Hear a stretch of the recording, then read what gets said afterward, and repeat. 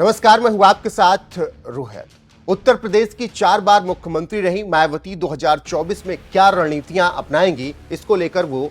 बड़े खुलासे नहीं कर रही हैं। हालांकि उन्होंने थोड़ा बहुत अब इशारा कर दिया है कि वो गठबंधन में तभी जाएंगी जब किंग मेकर की भूमिका में होंगी। ऐसे में दलितों की राजनीति करने वाली मायावती को उम्मीद है कि अब की उनका कोर वोट बैंक जो है उन्हीं के साथ रहेगा। हालांकि उत्तर प्रदेश में जिस तरीके से दलितों की राजनीति करने के लिए आजाद समाज पार्टी के अध्यक्ष चंद्रशेखर आजाद सामने आए हैं, उससे मायावती की बीएसपी को झटका लगता हुआ जरूर नजर आ रहा है। ऐसे में एक वक्त मायावती के करीब रहने वाले चंद्रशेखर से जब एक इंटरव्यू में मायावती को लेकर सवाल किया गया तो उन्होंने बेहद तीखा जवाब दिया है। जी हां, कभी मायावती को अपनी मां और कभी उन्हें गुरु बताने वाले चंद्रशेखर आजाद से जब पूछा गया कि मायावती को लेकर आपका क्या कुछ कहना है, तो उन्होंने साफ साफ कह दिया कि अब मायावती उन्हें कभी भी वापस नहीं बुलाने वाली हैं। इससे आप समझ सकते हैं कि किस तरीके से चंद्रशेखर आजाद और मायावती के बीच तकरार है और अब दोनों एक नहीं होने वाले हैं। आपको बता दें कि उत्तर प्रदेश की राजनीति में एक वक्त ये कहा जाता था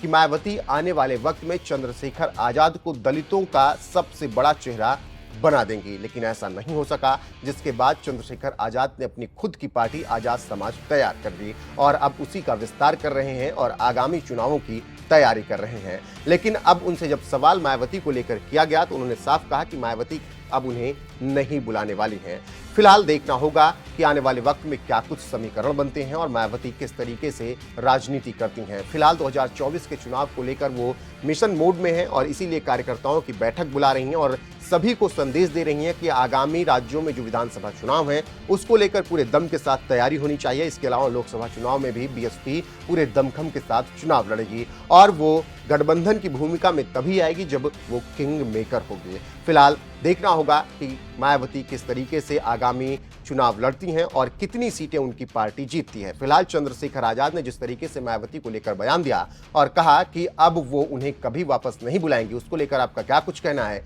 अपनी राय कमेंट कर हमें जरूर बताएं। साथ ही मायावती ने 2024 चुनाव को लेकर अपनी पार्टी की रणनीतियों को लेकर क्या कुछ कहा है वो भी सुन लीजिए। इसमें लोकसभा में चुनाव होने का समय अब बहुत नजदीक आ गया है, जिसके चलते सत्ताधारी गठबंधन व विपक्षी गठबंधन की अर्थात एनडीए व परिवर्तित किए गए यूपीए की बैठकों का भी काफ़ी दौर चल रहा है। हालांकि इस मामले में हमारी पार्टी भी कोई पीछे नहीं है, बल्कि इन चुनावों की तैयारी को लेकर पिछले कुछ समय से पूरे देश में पार्टी की छोटी छोटी बैठकें व बंद जगह पर कैडर कैंप आदि लेने का भी कार्य काफ़ी युद्ध स्तर पर चल रहा है। और इतना ही नहीं, बल्कि अब एक तरफ सत्ता पक्ष का एनडीए अपनी फिर से पूर्ण बहुमत की सरकार बनाने के लिए अपनी दलीलें दे रहा है,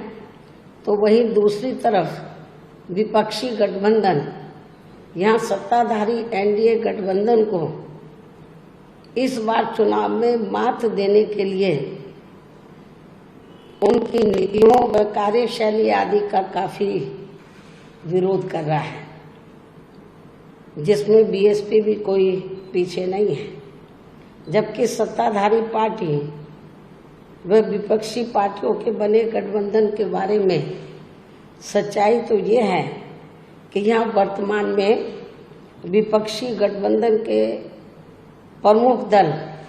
कांग्रेस पार्टी ने आज़ादी के बाद शुरू में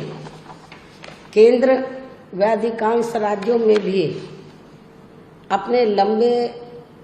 अरसे रहे शासनकाल के दौरान अपनी हीन व जातिवादी एवं पूंजीवादी मानसिकता को त्याग कर यदि देश व आम जनहित में तथा कमजोर वर्गों के हितों में भी पूरी ईमानदारी से